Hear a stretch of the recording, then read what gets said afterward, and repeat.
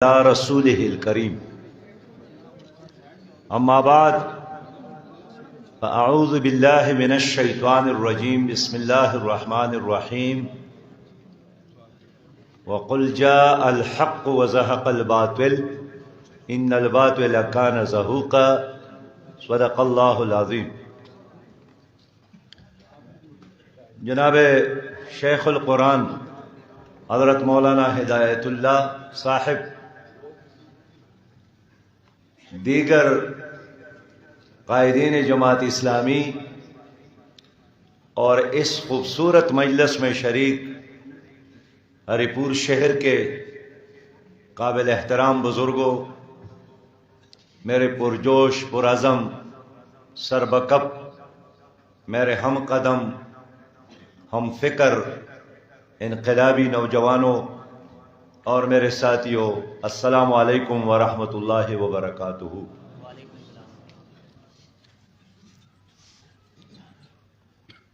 جمعے کا مبارک دن ہے اور اللہ کا حکم ہے کہ اذان ہو جائے تو پھر مسجد کی طرف دوڑو اور اپنا کاروبار بند کرو. تو میں چاہتا ہوں کہ اذان سے قبل ہی ہم اپنی گفتگو مکمل کریں اور اذان ہوتی ہی آپ اللہ کے حضور سجدریز ہونے کے لیے مسجدوں کی طرف چلے جائیں. میرے محترم بھائیوں، میں محترم امیر ضلع کا اور باقی دوستوں کا شکریہ ادا کرتا ہوں کہ اس خوبصورت مجلس کا انعقاد کیا، اور میں چاہتا ہوں کہ ان مختصر لمحات میں آپ کے ساتھ اہم باتوں پر فوکس کروں. سب لوگ ایک ہی بات کرتے ہیں کہ حالات بہت خراب ہے. ایک ایسا فقرہ ہے کہ رات شہباز شریف صاحب اور نواز شریف صاحب بھی فرماتے ہیں کہ حالات خراب ہے. زرداری صاحب اور بلاول صاحب بھی کہتے ہیں کہ حالات خراب ہے. نگران وزیر اعظم صاحب بھی کہتے ہیں کہ حالات خراب ہیں. مولانا فضل الرحمان صاحب بھی کہتے ہیں کہ حالات خراب ہے. پی ٹی آئی کی قیادت بھی کہتی ہے کہ حالات خراب ہیں، اور میں 100% ان کے ساتھ اتفاق کرتا ہوں کہ حالات خراب ہے. اس ملک کی معاشی حالت خراب ہے، اس لیے کہ 80,000 ارب سے زیادہ قرضہ ہے ہمارے اوپر. ہر پاکستانی 3.25 لاکھ روپیہ مقروض ہے. پاکستان کا کل بجٹ 14,000 ارب روپیہ ہے، تو اس میں سے 700 ارب روپیہ ہر سال قرض اور سود میں دینے پر ہم مجبور ہے. حالات خراب ہے اس لیے کہ 10 کروڑ پاکستانی شرح غربت میں ایک تماشا ہے، اور لکیر غربت کے لکیر سے نیچے زندگی گزارنے پر مجبور ہے. حالات خراب ہے اس لیے کہ کروڑوں ہمارے باصلاحیت نوجوان تعلیم اور سکل کے باوجود بھی بے روزگار ہے. حالات خراب ہے اس لیے کہ 2.25 کروڑ سے زیادہ بچے سکول جانے سے محروم ہے. حالات خراب ہے، ہر 5واں پاکستانی مضر صحت پانی پینے پر مجبور، اور روزانہ 345 لوگ یرقان کی بیماری سے مر جاتے ہیں. حالات خراب ہے، ہماری عدالتوں میں انصاف نہیں ہے، اور آج بھی وہ کلام موجود ہے. وقار صاحب، 18 لاکھ سے زیادہ کیسز ان عدالتوں میں پینڈنگ پڑے ہیں. روز لوگ آتے ہیں، عدالتوں کی طواف کرتے ہیں اور نامراد واپس گھروں کو چلے جاتے ہیں۔ حالات خراب ہیں کہ اس ملک میں ہاسپٹلز میں غریب کے لیے علاج کا انتظام نہیں۔ حالات خراب ہے کہ پاکستان کا سب سے اچھا ادارہ جو دنیا کے لیے ایک ماڈل اور نمونہ تھا، PIA، ہر گھنٹہ 1 کروڑ روپیہ سے زیادہ خسارہ دیتا ہے۔ حالات خراب ہے کہ ہمارا ریلوے جو بہترین دنیا کا ریلوے تھا، اب ہر دن 14 کروڑ روپیہ خسارہ دیتا ہے۔ ہمارا اسٹیل مل 37 کروڑ روپیہ روزانہ خسارے میں جاتا ہے۔ حالات خراب ہے کہ یہاں انصاف نہیں ملتا، غریب کے بیٹے کو کوالٹی کی ایجوکیشن نہیں ملتی، باصلاحیت نوجوان کو روزگار نہیں ملتا۔ واقعی 100% میں مانتا ہوں کہ حالات خراب ہے، لیکن یہ نامکمل بات ہے، یہ ادھوری بات ہے۔ یہ حالات کن کی وجہ سے خراب ہے؟ کس نے پاکستان کو معاشی تباہی سے دوچار کیا؟ کس نے پاکستان کے اداروں کو ناکام بنایا؟ کس نے یہاں شخصیات اور خاندانوں کی بادشاہتیں قائم کی؟ کس نے پاکستان کے بچے کو اعلیٰ تعلیم سے محروم رکھا؟ ان کے ذمہ دار کوئی ٹیکسی ڈرائیور نہیں ہے، کارخانے میں کام کرنے والا مزدور نہیں ہے، کھیتوں میں کام کرنے والا کوئی دہقان اور کاشتکار نہیں ہے، دکان پر بیٹھنے والا کوئی تاجر نہیں ہے، پڑھانے والا کوئی اسکول کا استاد نہیں ہے۔ ان حالات کی تمام تر ذمہ داری تباہی اور بربادی کا یہ 3 پارٹیاں ہیں جنہوں نے گزشتہ 76 سالوں سے تمہاری اوپر حکمرانی کی ہے۔ کبھی ایک جھنڈے کے ساتھ اور پارٹی، اور کبھی دوسرے جھنڈے اور دوسرے پارٹی، جن کا نام مسلم لیگ ہے۔ پنجاب پر 25 سال حکومت کی، 15 سال سندھ میں پیپل پارٹی کی حکومت رہی، 9 سال اس صوبے پر PTI کی حکومت رہی، 3.25 سال مرکز میں ان کی حکومت رہی۔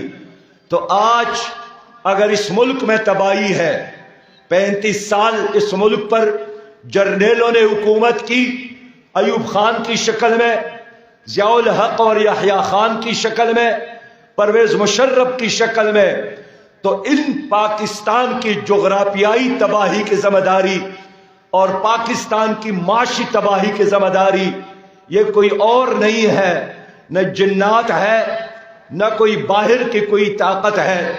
مان لو لوگوں، تمہاری تباہی اور بربادی کا بنیادی سبب یا وہ جرنیل ہیں جنہوں نے پاکستان کے آئین کو ایک بار نہیں بار بار توڑا اور یہاں ڈکٹیٹرشپ مسلط کی، یا ان فوجی گھملوں میں پلے اور بڑے یہ سیاستدان ہیں جنہوں نے اسٹیبلشمنٹ کے سہارا لے کر ان کے مصنوعی آکسیجن پر حکومتیں بنا کر انہوں نے پاکستان کو لوٹا، پاکستان کے اداروں کو لوٹا، پاکستان کے ہر شہری کو لوٹا، آپ کے ہر جیب پر انہوں نے ڈاکہ ڈالا ہے۔ آج پاناما لیکس کو اٹھا کر دیکھیے، اس میں آپ کا، میرا، کسی غریب پاکستانی کا نام نہیں ہے، اس میں مسلم لیگیوں کے نام ہے۔ آپ پنڈورا بکس کو اٹھا کر دیکھیے، کرپشن کی داستانیں ہیں، اس میں پیپلز پارٹی اور مسلم لیگیوں کے نام ہے۔ آپ توشخانہ لوٹنے والوں کے فہرست کو اٹھا کر دیکھیے، اس میں میرا یا آپ کا نام نہیں ہے، یہی مسلم لیگیوں کے نام، پیپلز پارٹی والوں کے نام، PTI والوں کے نام۔ میرے بہت ہی پیارے بھائیوں، آج یہ لوگ پھر کہتے ہیں ہمیں ایک اور باری دے دے، ہم ایک اور موقع چاہتے ہیں۔ کل شہباز شریف نے شیخ پورہ میں تقریر کی کہ میں قوم سے پوچھنا چاہتا ہوں کہ وہ ایک اور باری نواز شریف کو دینے کے لیے تیار ہے کہ نہیں ہے؟ ایک بار، دو بار، تین بار تو انہوں نے حکومت کی، باری مینڈیٹ کے ساتھ آئے تھے، لیکن اب پھر کہتے ہیں کہ چوتھے بار بھی مجھے ایک اور موقع دو تاکہ میں 5 سال اور ضائع کروں، تاکہ میرے کارخانوں میں اور اضافہ ہو جائے، تاکہ میرے بینک بیلنس میں اور اضافہ ہو جائے، تاکہ میرے آئندہ پشتوں کے لیے اور سرمایہ جمع ہو جائے۔ میرے پیارے بھائیوں، کیا محمد علی جناح نے اور شہدائے پاکستان نے قربانیاں دے کر یہ پاکستان انہوں نے ان خاندانوں کے لیے بنایا تھا، ان چوروں کے لیے بنایا تھا، ان ڈاکوں کے لیے بنایا تھا، ان امریکی ایجنٹوں کے لیے بنایا تھا، ان بین الاقوامی اسٹیبلشمنٹ کے مہروں کے لیے بنایا تھا، یا انہوں نے اس پاکستان کو پاکستانیوں کے لیے بنایا تھا، عوام کے لیے بنایا تھا، اسلام کے لیے بنایا تھا، مسلمانوں کے لیے بنایا تھا، قرآن کے لیے بنایا تھا، نبی مہربان کی شریعت کے لیے بنایا تھا؟ میں آپ سے مشورہ کرنے آیا ہوں، میں آپ کے ساتھ آج جرگہ کرنے آیا ہوں۔ میں بھی ایک شہری ہوں، آپ بھی ایک عام پاکستانی ہیں، آپ ٹیکس دیتے ہیں، آپ کا ٹیکس کا پیسہ کیا تمہارے بچوں پہ خرچ ہوتا ہے یا ان پارٹیوں کے لیڈروں کی وی آئی پی کلچر پر خرچ ہوتا ہے؟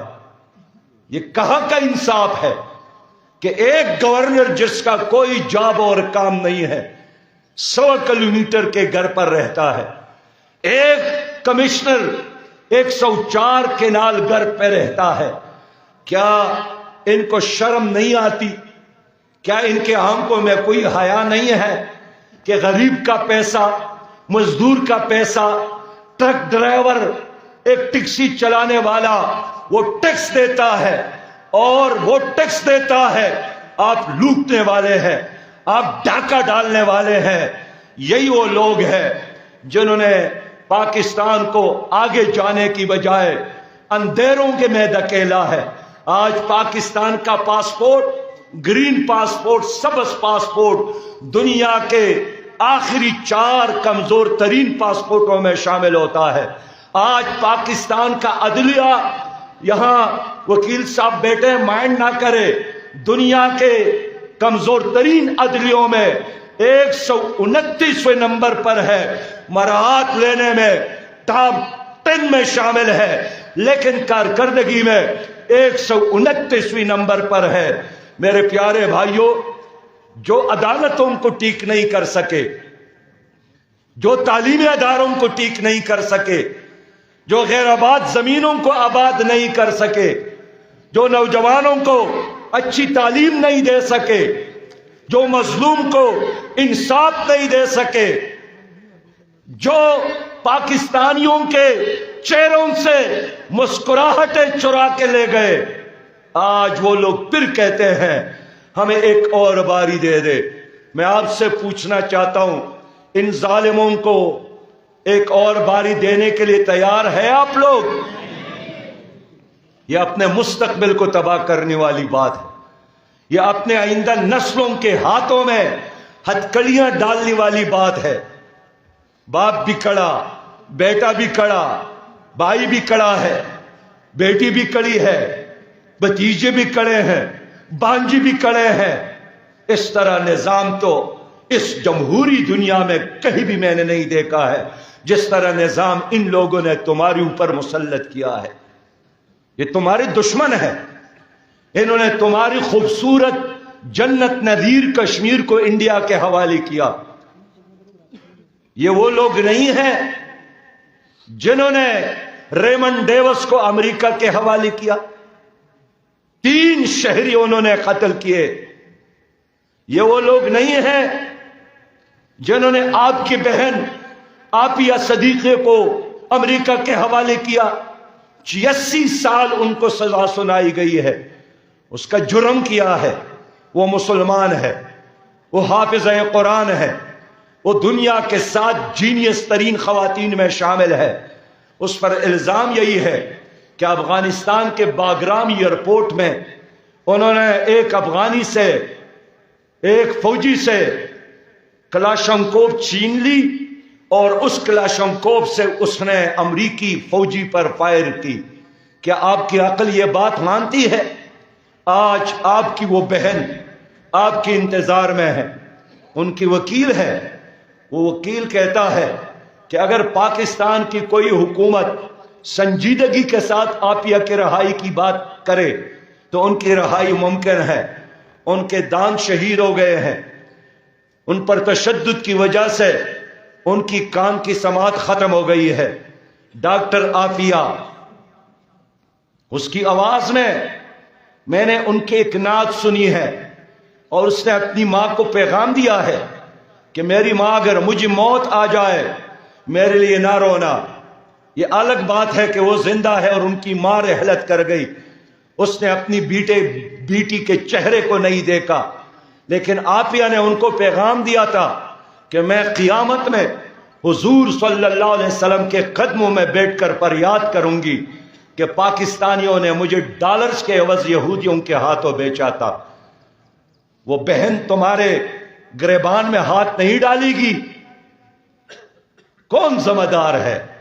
یہی نواز شریف، یہی زرداری، یہی عمران خان، یہی شہباز شریف کتنے بار یہ امریکہ گئے، یہ بش سے ملے ہیں، اوباما سے ملے ہیں، ٹرمپ سے ملے ہیں اور بائیڈن سے ملے ہیں، اپنی حکومت، اپنے سپورٹ اور اپنے ذاتی مفادات کے لیے یہ وہاں لابنگ کرتے ہیں، لیکن انہوں نے آپ کی بہن عافیہ کی رہائی کے لیے ایک لفظ تک نہیں کہا۔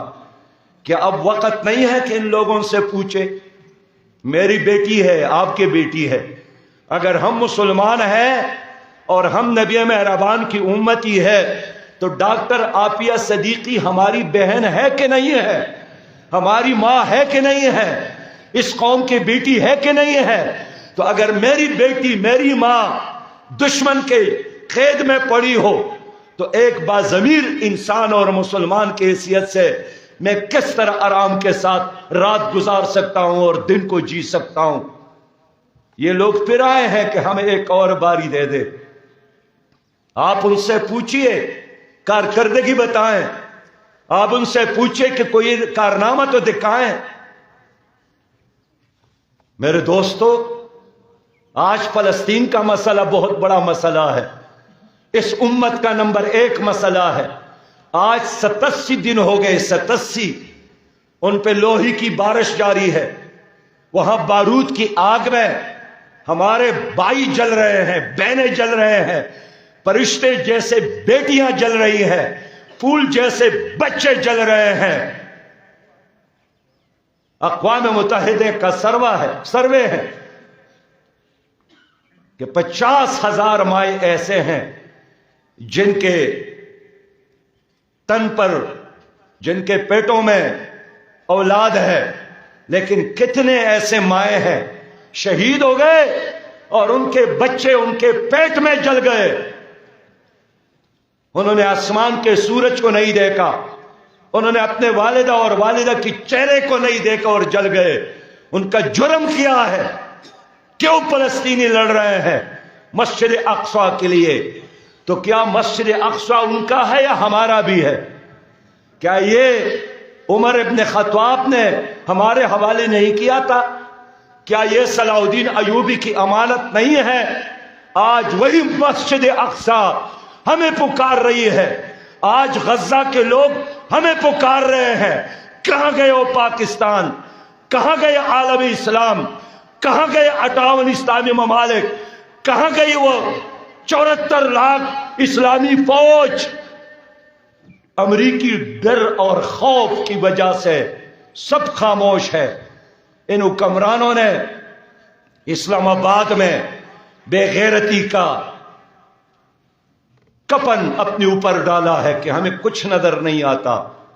کچھ لوگ ہیں جو اسرائیل کا مقابلہ کر رہے ہیں، آپ ان سے پوچھئے، مسلم لیگ سے پوچھئے، نواز شریف سے پوچھئے، پیپل پارٹی سے پوچھئے، زرداری صاحب سے پوچھئے کہ آپ لوگوں نے، کہتے ہیں ہم بڑی جماعت ہے، ایک جلسہ نہیں کیا، ایک جلوس نہیں نکالا، بے غیرتی کی وجہ سے اور امریکی خوف کی وجہ سے ایک سٹیٹمنٹ امریکی اور اسرائیل کے خلاف نہیں دیا۔ میں ٹھیک بولتا ہوں یا غلط بولتا ہوں؟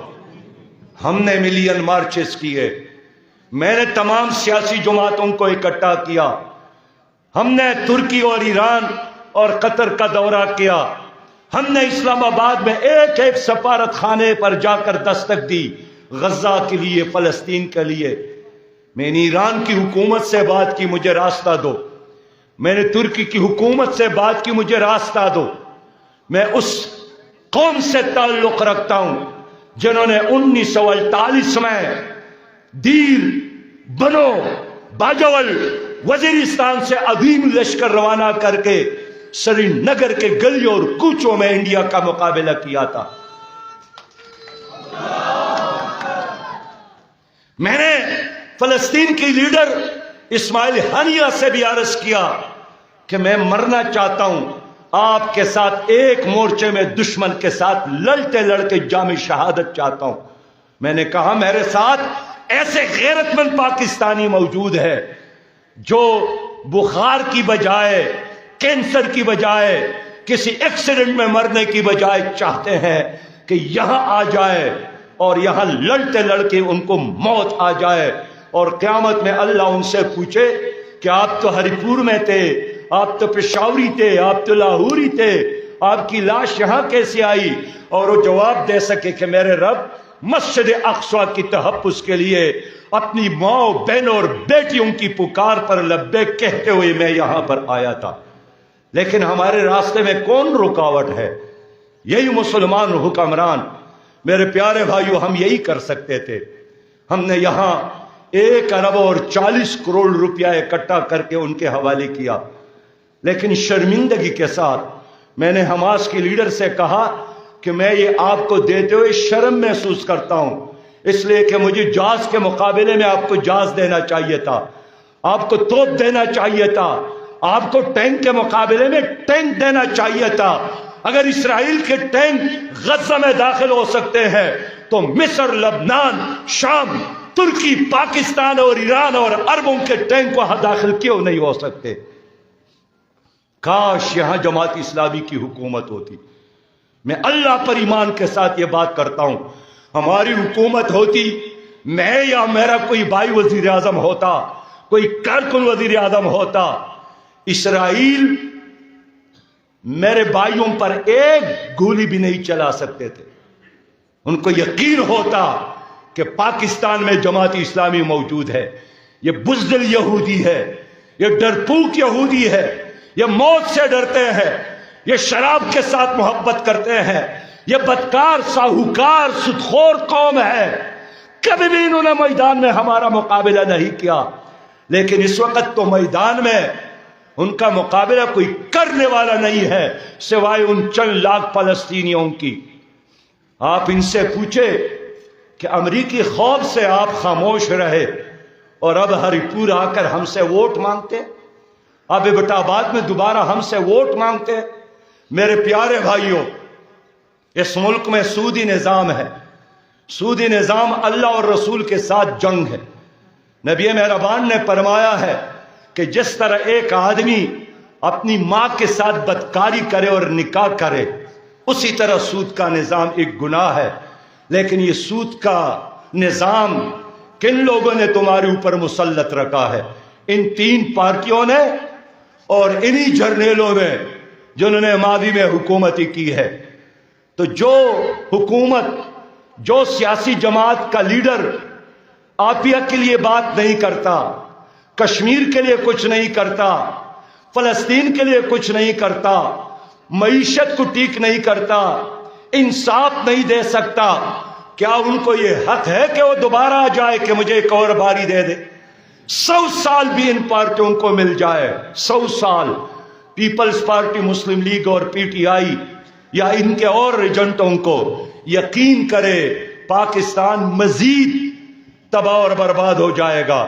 ان کے ساتھ کوئی ویژن نہیں ہے اپنی ذات کے علاوہ، یہ اپنی محبت میں گرفتار ہے، یہ خود عاشق بھی ہے اور خود معشوق بھی ہے، خود محبت بھی کرتے ہیں اور خود محبوب بھی ہے، یا اپنے بیٹوں اور اپنی اولاد کے ساتھ جماعت اسلامی اس ملک میں کڑی ہے۔ مجھے تو پی ڈی ایم والوں نے بھی کہا، شہباز شریف اور زرداری صاحب نے بھی کہا ساتھ دے دے، پی ٹی آئی والوں نے بھی کہا ساتھ دے دے۔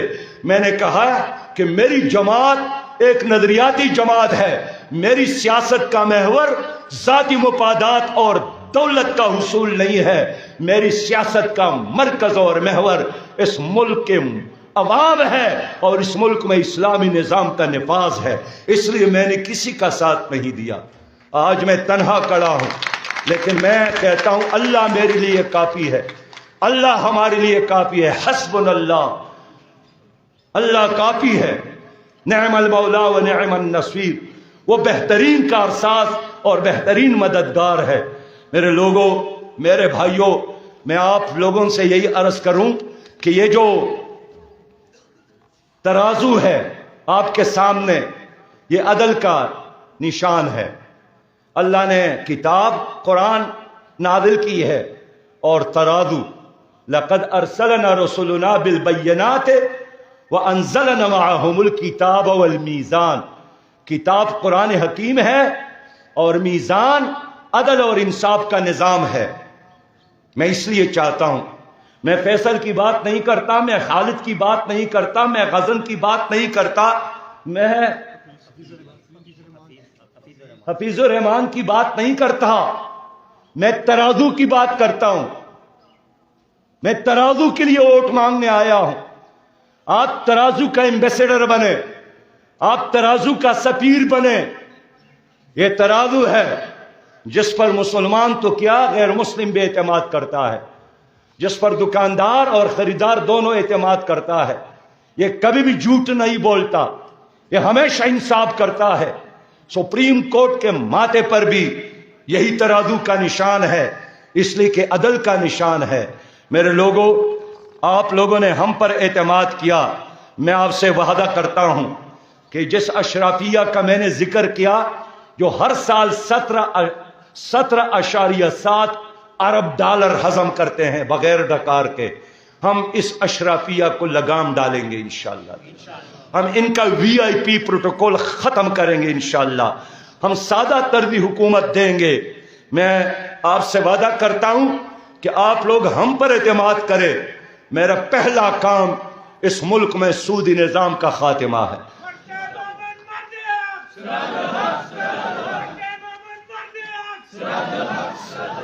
ہم سودی نظام کو ختم کریں گے۔